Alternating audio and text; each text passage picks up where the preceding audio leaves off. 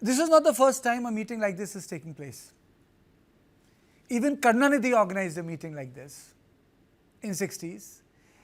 Taking a leaf from Karnanidhi in 1982, Ramakrishna Hegde also organized a meet like that. N.T. Rama Rao became a pivot against Rajiv Gandhi. Do you think that Stalin is just trying to repeat what has happened, or it's a completely new pivot?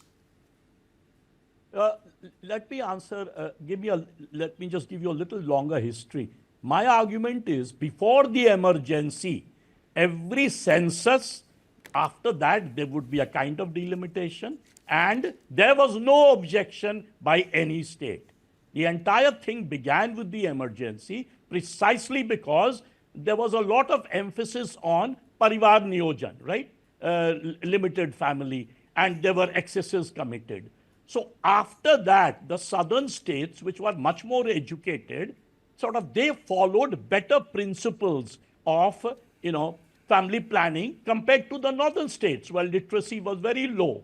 And because Mrs. Gandhi froze it for the next 30 years, if it had not been frozen, if it had continued every year, I don't think the objection would be today so strong. But then twice it was frozen, right? By Mrs. Gandhi, later by Atal Bihari Vajpayee. And as a result of this long period of 50 years frozen, now it looks as if there is a delimitation exercise, the entire thing, the whole apple cart will change. It will be completely against the southern states, in favor of the northern states. And because the BJP has a northern bastion, it has become a political issue.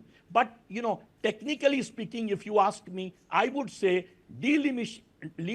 delimitation exercise should be carried on. It cannot be frozen for another 50 years, or as Yogendra Yadav and some are arguing, forever. Why? Because it runs against the principle of one man, one vote, one value. Now the point is, can it be made better?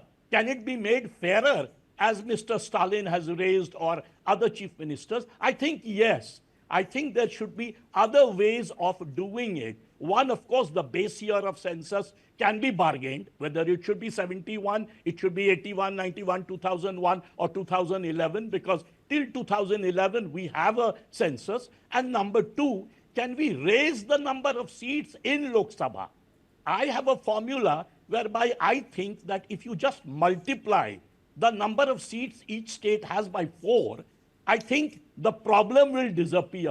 Of course, the number in Lok Sabha will be a good 2,000, but I think India needs that. If one Lok Sabha constituency in the north has 30, 35 lakhs, 40 lakh, so one MP representing. But Ajit, that's an administrative point of view. But if I completely understand where you're coming from. But Stalin has made it completely political. He's looking from power balance view.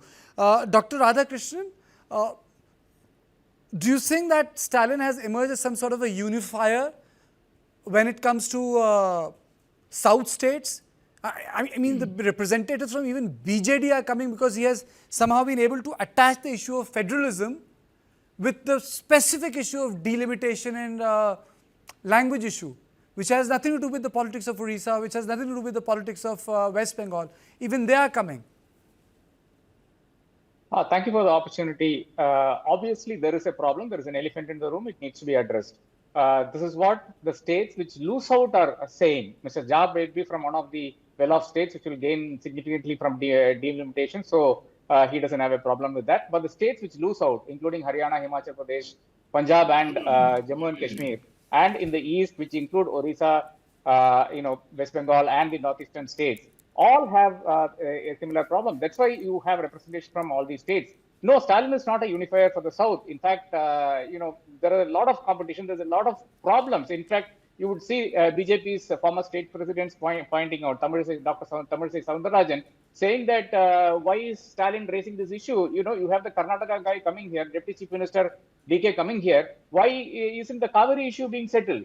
See, Tamil Nadu has specific problems with all the southern states. So Stalin is not a unifier for the southern bloc, but there is a genuine grievance, and this genuine grievance is not being addressed in parliament by Prime Minister or Mr. Amit Shah. Okay. Of course, I heard Mr. Narayan's theory that pro rata. What is pro rata? No, there is no explanation for pro rata, and that becomes the issue.